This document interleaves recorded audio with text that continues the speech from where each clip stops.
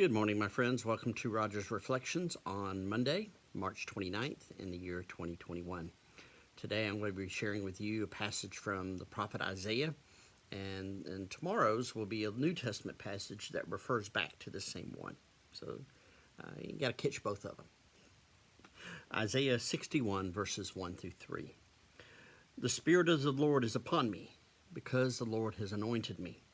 He has sent me to bring good news to the oppressed, to bind up the brokenhearted, to proclaim liberty to the captives and release to the prisoners, to proclaim the year of the Lord's favor and the day of vengeance of our God, to comfort all who mourn, to provide for those who mourn in Zion, to give them a garland instead of ashes, the oil of gladness instead of mourning, the mantle of praise instead of a faint spirit.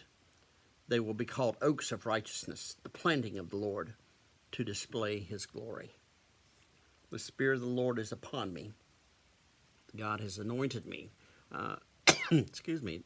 Isaiah is sharing what God has done for him, what God has called him to do, what God has prepared him to do, and to preach and to proclaim good news. And listen to who he proclaims the good news to.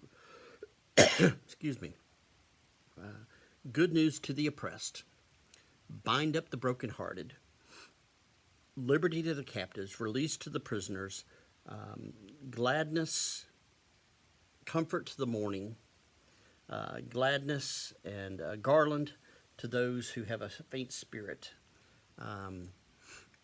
His call is for those who are grieving, those who are broken, those who are downhearted. If you are down and out, God says from the very beginning, this is just one passage of many throughout scriptures, but a very powerful one, that God is here for you. He is here for those who are captive, those who are broken, those who are oppressed. He is here to give you hope, to pour out his grace and his mercy in your life.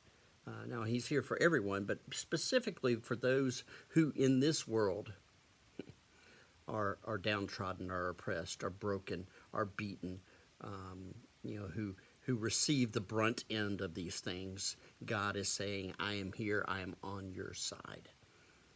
So wherever you are, if you feel like you are down, if you're being beaten, if you're oppressed, if you're broken, if you're brokenhearted, know that God sends his Spirit. God has made a plan to be there for you. God has anointed his servants to proclaim the good news, and that good news is for you.